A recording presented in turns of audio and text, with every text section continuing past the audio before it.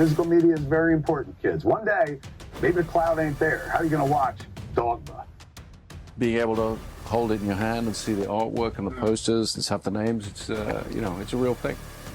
It's such a sadness that you think you've seen a film on your fucking telephone. Get real. Pull up your jockstrap. Jarret's here with PE class. How's that for enthusiasm? How's that for an intro? That is fantastic. I wish you had told me to take my retainer out, though, because I'm scared. Spent so much money on this dentistry, and anyway, yeah. And for it's August. For people that find this video just as a standalone during the week and not part of the whole podcast, this is a forecast of what's coming out on physical media for the next month. So there's a little bit of context for anyone that's just tripped upon the video. Stumbled across it on the old TikTokers. And Jarret is the go-to guy. He knows everything there is to know about what's coming out. It's true, gentlemen. Look, before I even delve into August, I just want to quickly address some releases that dropped, in July, and that I was sort of hoping that might come with the Blu-ray component, because AID's been really unpredictable about what they're putting the Blu-ray with. In some instances, you get the Blu-ray, but the Blu-ray is a duplicate of the content that's on the 4K, like the special feature on the 4K.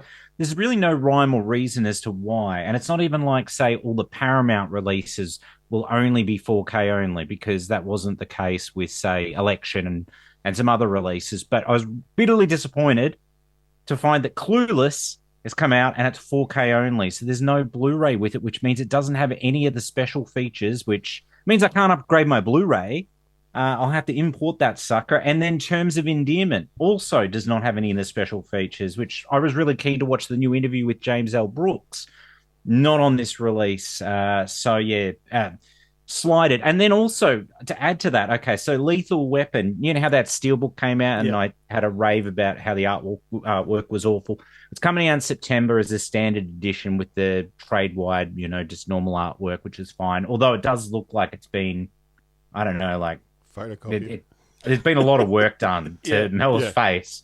And I can assure you that work has not been done in real life. They put the Instagram filter on it. That's what it looks like, yeah. It looks like a certain someone we know that might have been a little bit, with the filters on the Facebook. But the Lethal Weapon release, I'm stoked that it's got Atmos. I'm stoked that it's got Dolby Vision. I'm stoked that they've actually gone and done 2 new special features for it, which is terrific, although they're only 7 minutes apiece, which breaks my heart. They've got so many interview participants and then they only do like 2 7-minute featurettes. I'm also happy it's got the theatrical and director's cut.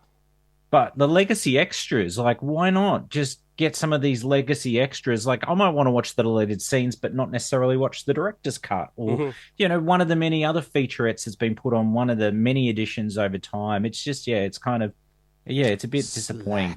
People will find more information on Lethal Weapon on the franchise podcast than they will anywhere else. 100%. I figured I'm going to get this 4K when the standard one drops in September, because it'll cost me like probably $25, bucks, $22 on a 20% off sale. And I'll just hold on to the Blu-ray, because I've got a very good feeling it's going to take Warner a long time to release Lethal Weapon 2, Lethal Weapon 3, and probably never to release Lethal Weapon 4 on 4K at this rate. So I'll just hold on to that for now. But anyway, that's my mini rant over. Sorry, gentlemen, I just had to get that out of my system, because when I don't know what's with this release until it shelves, and with the AID stuff, it's a gamble. Sometimes they tell you it's only a 4K, and then you walk into a store and it's got the Blu-ray with it, and you're like, do you feel that's better excellent. Now? I do. I feel like I've got that off my chest. Purged. I've purged. So moving on to August, gentlemen, the first release I want to mention is coming out from Studio Canal. It's only Blu-ray and DVD. It's a film that you both saw. I didn't get to see this one, and I fear, because my wife has, I think it's Chlorophobia. I will never be able to see this movie in my house. What is it? Clown in a Cornfield? Yeah. Is that what it's called? It's such a confusing sort of title. I know it's obviously based on a series of popular books and whatnot. And you guys dug this one? I did. I thought it was really good. It's a little bit subversive. Like, it does things differently. Would you say if you were to interview the filmmakers and you said that the film was subversive, do you reckon they'd agree with that? Or well, I did interview Eli Craig on the show. Yeah, who is Sally Field's son, which I didn't realize at the time. And like I saw a red carpet photo of them together. I'm like, well, they look identical. How the fuck did I not pick up on that? That's incredible. So there you go. Anyway, he's the guy that directed Tucker and Dale versus Evil.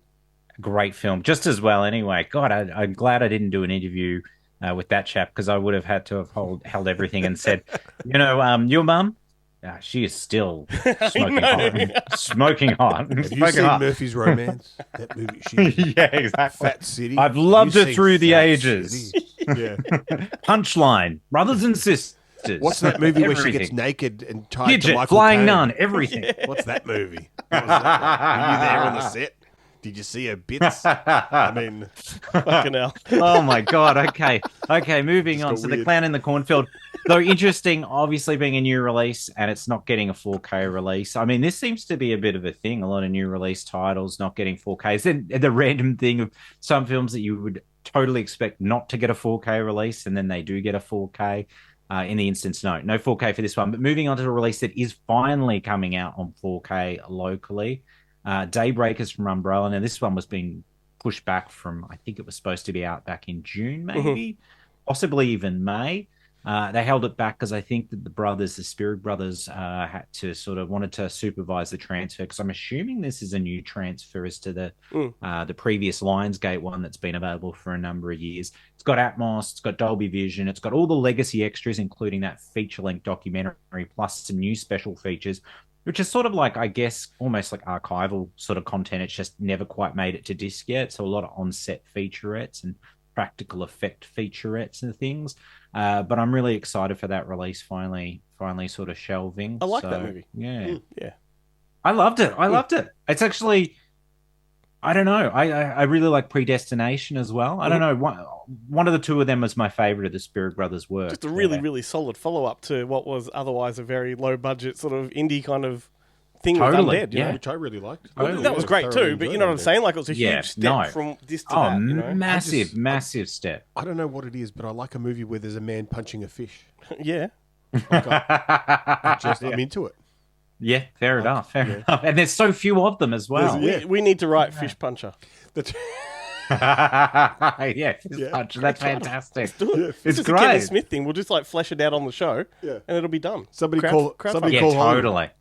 Yeah, just talk it into existence, gentlemen. Fist Puncher. I'm looking forward to that. We'll be the opener for Monster Fest 2026. Make it happen. Another title coming out from Umbrella on 4K. Now, this is a 4K debut globally, but it's also actually a HD debut locally. Globally, but it's coming out locally. The Salute of the Jugger. So everyone's favorite VHS cover art with the puffy cover that came before Brain Dead is making its way to 4K. I'm It's got really three glad I cuts chose of the that film. for the episode art. Oh, there you go. Perfect. I've got it beside you for the PE class logo. Oh, excellent. Well, there you go. It's three cuts, gentlemen. It's got the Salute of the Jugger, which is the full cut of the movie. Then it's got the American cut as well. I think Blood of Heroes might be called. And then there's a work print cut as well. So I'm quite curious to check it out. And a bunch of special feature content. So I didn't I'm really realize excited. that Delroy Lindo was in it. Very, very young Delroy Lindo. Wow. Lindo. Yeah, no. It's been a long time since I've not seen it, honestly. I never watched, I think it was the Force DVD release of it. So I haven't watched it VHS for since me. VHS. VHS Yeah. is all I've seen it Yeah. on. So, yeah, excited to revisit that one. So, got that one on order. Hopefully it won't be too long before it's in the old mailbox. Then some new to 4K titles also dropping that week of August 6th. So if I didn't say August 6th already. We've got Wayne's World that's finally coming out in 4K locally. It's been overseas on 4K for ages. Been out that long in the US on 4K that Kino Lorber's even released Wayne's World 2 on 4K, and it's been that long that it dropped to an affordable price that I purchased the 4K, and it's in the 4K section over there. Wayne's World 1 and 2.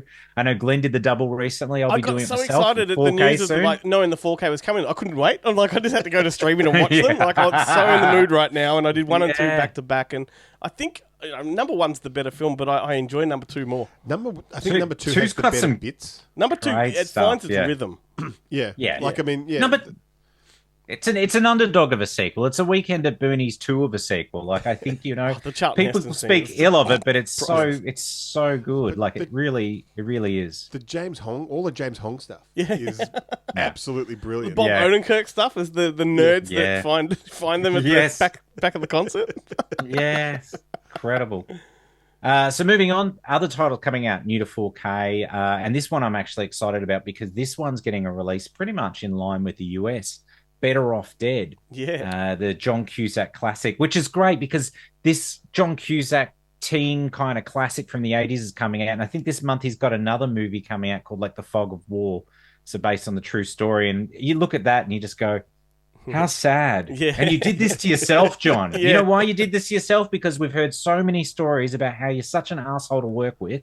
Yeah. And it's horrible to think because you were such a likable on-screen persona, Yeah. but you seem like you're a dick. And so that's why you're doing the latest DTV movie. But what frustrates me about some of these 4Ks, this one particularly, is just the shitty cover art. Like, compared to like these amazing theatrical posters they've had. What are they doing? I've got the old Steelbook release from the US, which has the what's his name? God, name's not coming to me. Oh, that's awful. Drew Struzan artwork. Right. Yep. And it's fantastic. And I don't really want to part with it just for this, but I do want the 4K. And again, no special features on this. Yeah. No special features on that. You gotta just add the extra disc and just put the J card thing around it, the 4K J card around it. Even thinking of doing that, thing where you take it and you put it in the 4K cover and you list it on eBay, you go, 4K cover with Blu-ray disc. But even like the fucking Wayne's World 4K, the artwork, with, like, it's got such simple poster art to begin with. It totally, and it's timeless. The poster art's timeless. It hasn't looked like it's something from the 90s at all. It is so basic, Instead, and yet it works. Yeah. And what they've done with it, they put like some kind of discotheque background or neon background behind it. Terrible, same as US art. We should do it like the Germans do, where you get 3 options. Yeah, I thought you meant naked. Like those weird parties that they do. But I agree. It's just such a, and particularly when it's these type of films too. Like, you're not trying to sell Better Off Dead to an entire new audience. Like, it's not, you're repackaging it because you're trying to capitalize on the success of some other movie that's out at the moment.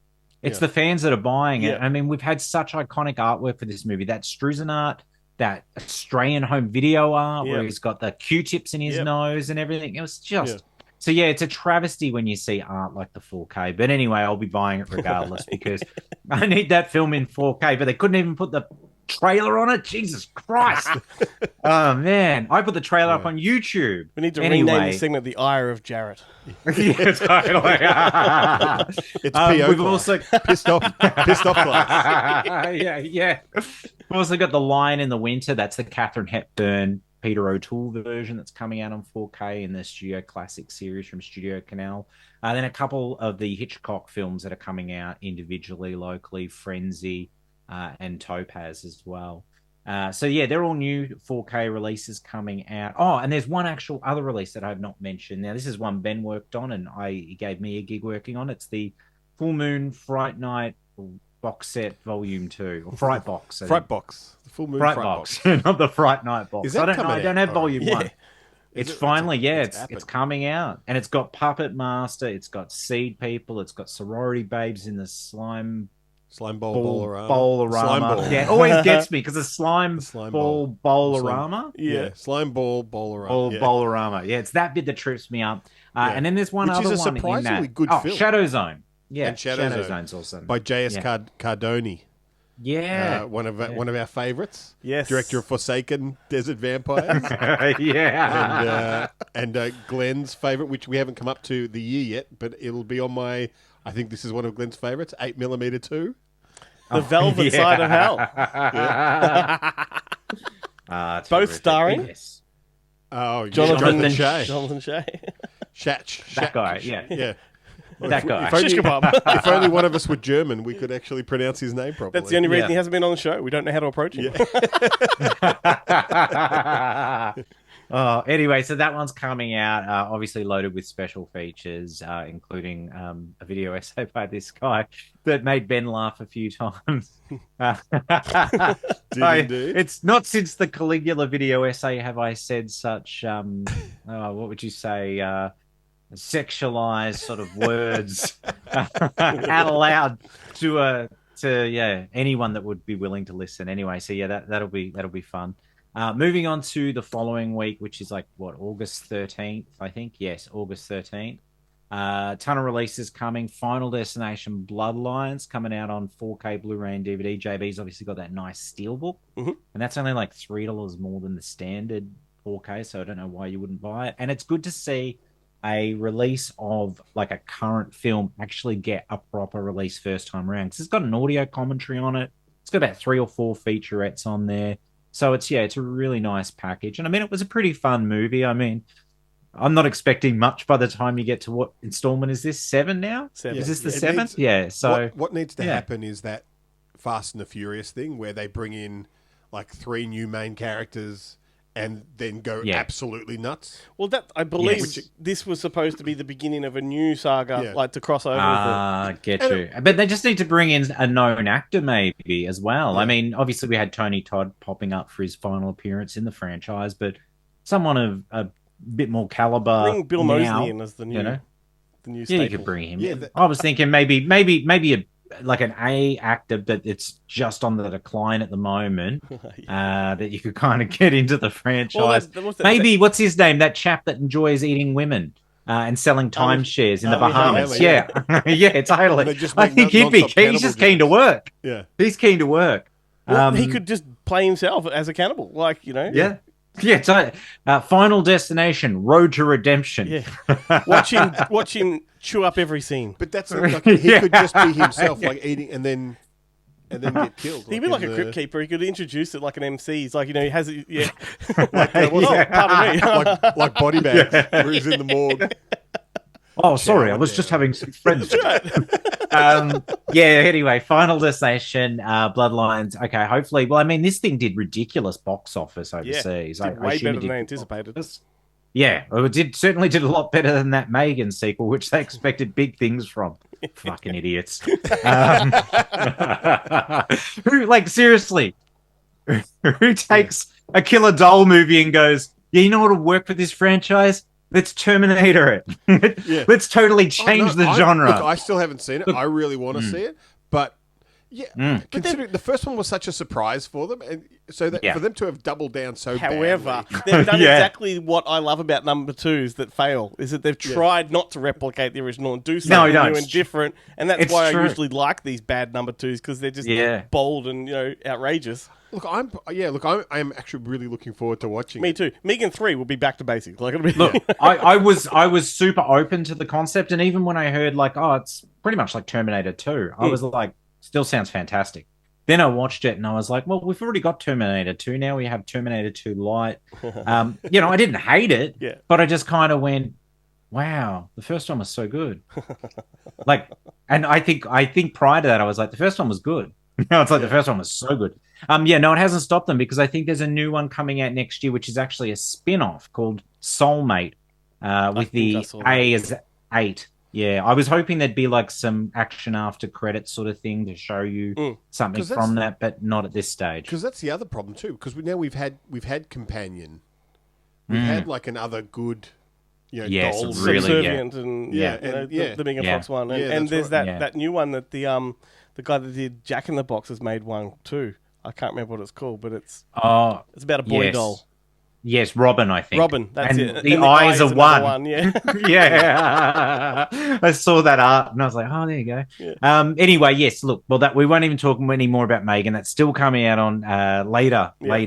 But yeah, it was a bold decision, especially from Blumhouse. Blumhouse, let's face it, they go, how do we rewrite the same film? So it was very unusual for them to go, we've had a very successful film, let's do something very different. Yeah. Anyway, moving on, The Accountant 2, which I have not seen despite it being available on Prime. I like it. Pretty good. Oh, good, because I really enjoyed the first film. I like this one more. Oh, well, that's great. Yeah, okay. I'm very keen to check it out. If you're expecting a lot of hardcore accountancy action, you'll be bitterly disappointed. But if you like a good boot scoot. If you do like some boot scooting, that does happen. Okay.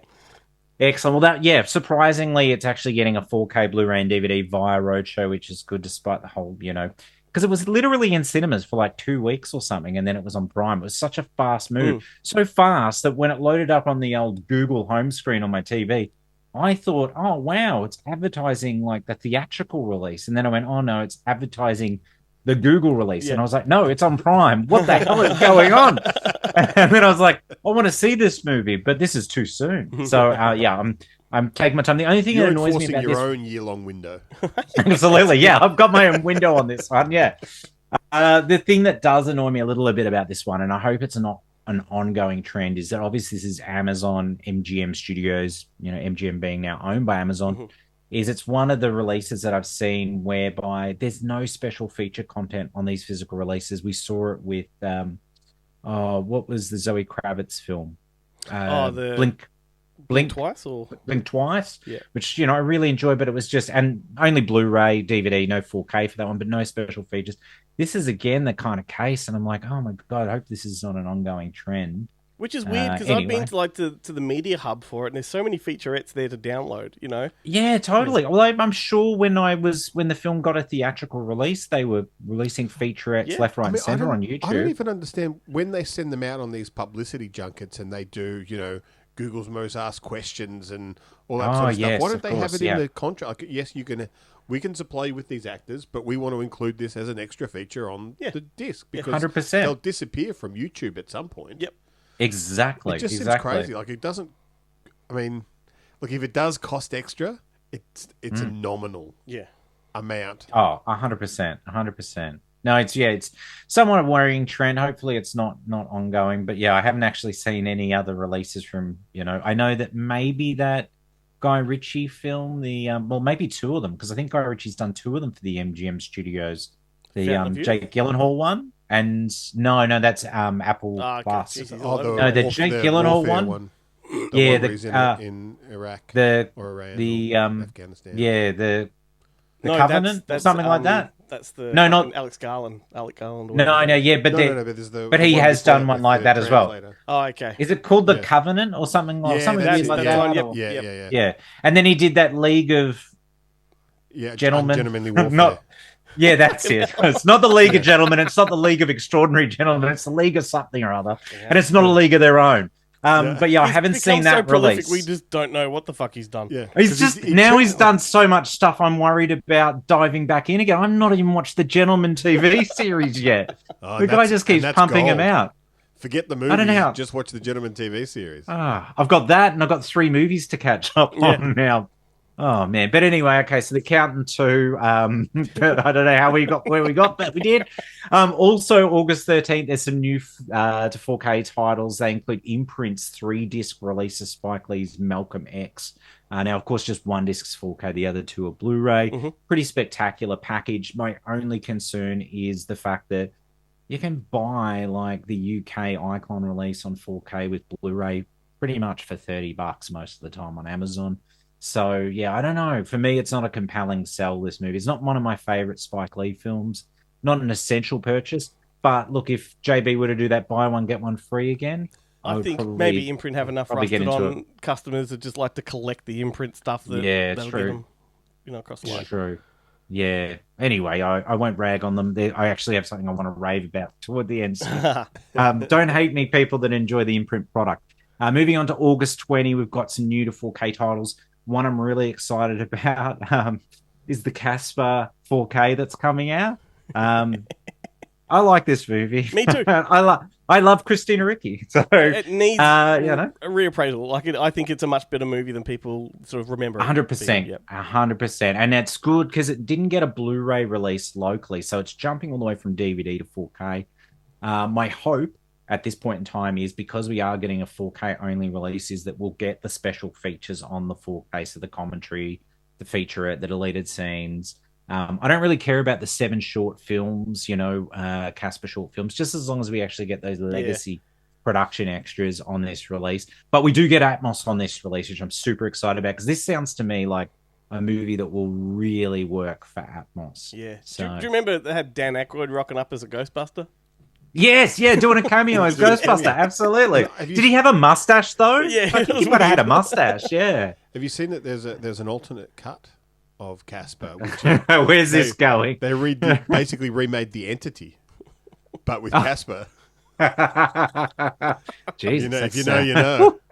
Yeah, if you know, you know. Yeah, all right. There we go. Moving on. We've also got the 40-year-old Virgin coming out on 4K.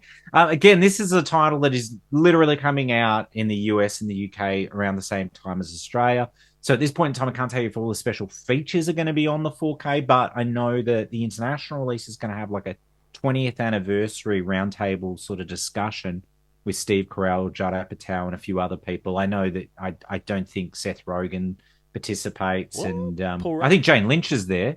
But yeah, there's a couple people, from the film that come back to talk about it, and all the legacy special features as well. So I'm hoping this release will have all of those special features on it, because I might actually upgrade this one, because I never got it on Blu-ray.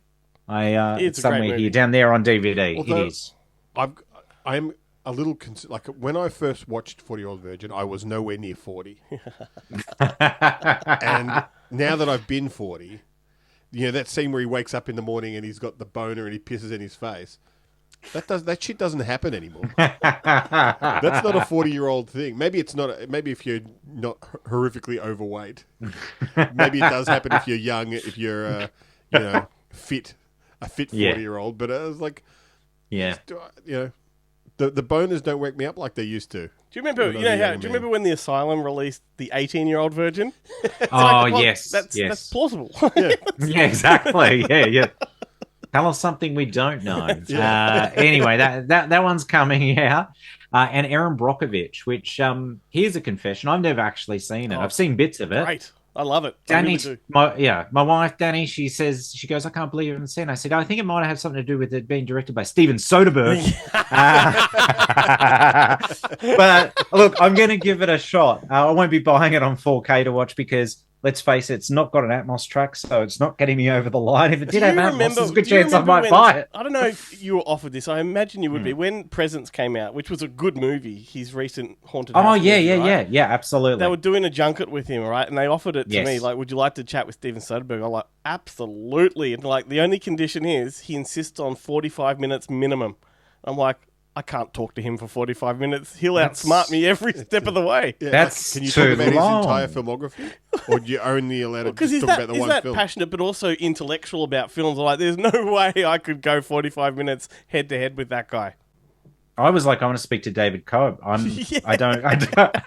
was like, because they're like, would you be interested in doing an interview for it? And all I could think was they're going to offer me. I said, as long as it's David, because I would love to talk about Stir of Echoes, and in relation to Presence.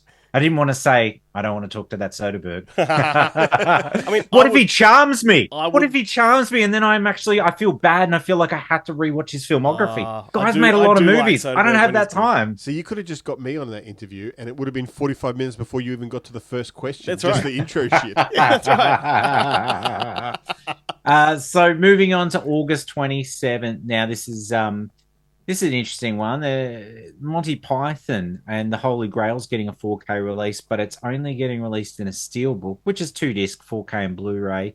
But they want to charge you like $60, almost $70 for this thing. Who do they think they are? Umbrella Entertainment? I know, it's ridiculous. Well, at least you get a rigid case and maybe some art cards as well. But I'm literally getting a steelbook with 2 discs in it, and I'm like, this is just... It kind of goes against the whole theme of the movie with the peasants versus the royalty and all that. Yeah, I reckon, You should, if you can answer like the 3 riddles, then you should just get it for free. That should be the or a significant discount. Like, how's this? It's the 50th anniversary, so you solve the riddles, you get 50% off. Yeah. So that actually brings it down to an affordable price of like $30 odd. You have to convince a French person to give it to you. No, we've got one. Knock it off. Yeah. Promise to fart in the general direction. But the beautiful thing is the steelbook, though, does have the original like sort of theatrical key art, which is somewhat annoying because I'm like, so we want it, but you're going to charge us a premium for it, are you? Really? And we love it. Yeah. Then there's some other good 4K releases that are coming out locally. Imprint's doing a 3-disc release of David Lynch's Dune, like in a really nice, spectacular set that has... It's just outrageous. Have you seen this thing? It's pretty cool. Massive. Like, I mean, I'm not a massive Dune fan, but I do love a good gimmicky sort of case, and this thing's fantastic. I have grown to appreciate David Lynch's Dune since the new ones. Like, I really love it. I watched the David Lynch ones, and I watched the new ones, and I'm like, oh, look, he's just fucking around here. David Lynch did this in one movie. Yeah, that's right. He did it in one movie, absolutely. Yeah, so there's none of the religious horseshit that leads into all the other Dune books. Yeah. It's just weird science fiction and fucking more Deeb. That's it. That's all I want. More Deeb. A great cast of characters as well, of familiar faces in that movie. I really had to work hard to get that more Deeb pun in there. You did. Oh, and I just went more like this. Deeb. Yeah. June, 3 discs. 3 discs. Beautiful, beautiful, spectacular edition. I can't do it justice telling you about it. You need to jump online and have a look at this thing. It's a surprise the thing hasn't actually sold out as yet, because it is one of a kind of release. Then the other release I want to mention is Neverending Story. Imprint's re-releasing that, albeit in a sort of truncated version. It's a really nice steelbook. People have been waiting for like a regular version, because the other one was like $400, and then this one's still $100. And it was this big, you know what I mean? Which it's spectacular. I think it's one of the best releases ever. But I understand, like, it is a bastard of a thing to store anywhere. Yep. Particularly here, as you can see, there's no place to store it, but I've got it.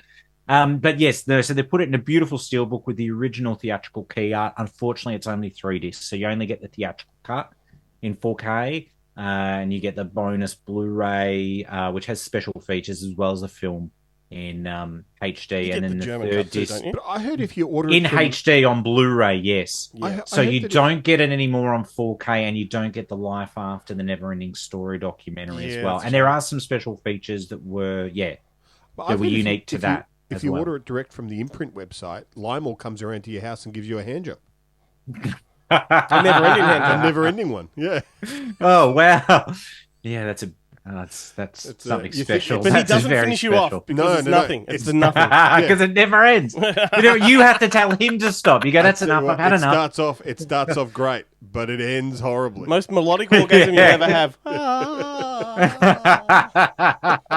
Okay, so before I go, gentlemen, I do want to mention, I did say I was going to get it, and I did get it because it is beautiful. Why isn't our show more popular, Glenn? Scorsese's Raging Bull on 4K from Imprint. Spectacular. Oh, wow. Look at the size of that fucking thing. It's gigantic, but that's because it's got all of this bizzo in it, Ben. It's got the film on 4K UHD, so it's that beautiful 2022 transfer that MGM did. Is it shiny? Is it just the reflection? It's just the reflection. Yeah. No, it's just a reflection. Film on 4K on Blu-ray. Then you've got like another disc of extras. Basically, in terms of extra feature content, it compiles pretty much all of the legacy special features that have been present on MGM's releases. They did a pretty good 2-disc edition, I think, back in maybe 2011 or so. So it's got the bulk of that on there. There's a couple of new things. I think there's the trailers from Hal video, and then there's, I think, maybe there's another featurette, Jake's Jokes. That's new as well, but this is pretty spectacular. I'm still waiting for the colorized version. Yeah, I was going to say that'd be great. 80-page booklet. My father-in-law is working on it. Don't worry, he's got an app. He downloaded it. He has to. The other problem is he can only do 5 minutes at a time because that's all you get with the free one. So this movie's quite long, goes for over 2 hours. So he's working on it. We're hoping to have it done by September. But yeah, beautiful hardback 80-page booklet. It's got a huge essay in there, as well as like much a reproduction of the press kit as well. But it is a pretty spectacular edition. And although these box sets do get a little bit cumbersome because they are quite large, I think exception to the rule is Scorsese's Raging Bull. Another missed opportunity not to put the DTV sequel into the box set with William Forsythe. Hang on, what? Yeah. What? Yeah. What are you talking about? Yeah, they made 20 years later, they made a straight-to-video movie sequel with William Forsythe in the lead. Are you serious? Yeah. This is the first time you're hearing this, Ben? Do you know about this? No, I didn't know about this, no. Oh my God, this is fantastic. I had no idea. I'll put it on the screen anyway. Terrific. Where are we? There you go. Hang on, that's the wrong William Forsythe. There's more than one William Forsythe? Forsythe? Fuck me. Al Capone. Hang on. Oops. I'm nervous. This is spectacular. Yeah. You're welcome to keep talking. Do you have another one to talk about and I can swing back to it? No, that's it. That's all the releases. I could just rave on about this again, though. But, the transfer is spectacular. Look, obviously there's a Criterion release of it in the US and the UK. So they changed that release has a couple extra special features that aren't on this, but they're of no consequence. This, for me, is my definitive release. So I remember there was a lawsuit. They had to change the title to The Bronx Bull. Yes. Okay, the Because they Bronx originally called Bull, it Raging yeah. Bull 2. Yeah, it was something like Yeah. that. It was definitely a Raging Bull sequel at the time. Yeah. Don't know where. That's awesome. Anyway, there you go. If there's more information to be had, I'll put it on the screen. But yeah, I'm going to have a look. That sounds like the kind of film you won't find anywhere but either Tubi or YouTube. So I'll be hunting on both platforms to see if I can see this thing. That's fantastic. Anyway, I think that's, but it's it's the story of is it Jake LaMotta 20 years later. So it's Hangry Bull. Hangry. He's not raging anymore. He's just upset because he hasn't had lunch. Well, there you go. Because there was a book, Raging Bull 2, and I believe that's what this is based on. Anyway, interesting. Oh, well, there you go. What a factoid. I did not know. I'm definitely going to have to check it out. And you're right. Yeah, probably a missed opportunity to put that on there, given that they couldn't even put the film in bloody color. Yeah. At least they could have put the DTV sequel in there. And did you know there was an Easy Rider sequel too around the same time? Really? Yeah. Like it's these late look. That sounds like familiar. Too. That sounds familiar, but the Ride Back, Easy Rider, the Ride Back. Did Peter? Who's in this? Peter Fonda. This is a rape revenge film where they go back to get revenge on the hillbillies that killed Jack Nicholson. Dennis Hoff. Jack Nicholson. Yes. It stars Jeff Fahey and Rance Howard. Oh, wow.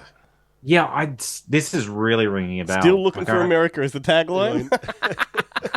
God, they've been searching for a long time. Now they wouldn't be able to use the name Captain America. I'm sure that would have caused them problems. Yeah, totally. All sorts of legalities. Oh, well, although I don't know, Albert Pune was doing their Captain America in the 90s. So, speaking of which, I've seen a whole lot of his stuff getting put out onto the Blu-ray lately, including Captain America and Road to Hell and a few others. Interesting. Yeah, it's been some spectacular stuff happening in the Puniverse, in terms of releases. All from this group called Yippee-Ki-Yay Mother Video. That's the name of the company. I wonder where they're getting all that stuff from. Surely his wife Cynthia is giving a lot out. Yeah. Anyway, there we go. Well, anyway, gentlemen, that's it for August. That's all the good releases that are coming out this month. There is other stuff coming out, but if I haven't mentioned it, it's probably not even worth talking about. That was fun. Always is, gentlemen. So until next time. Stay physical. Physical. Oh. Ooh, I didn't even say stay. I just came in on physical.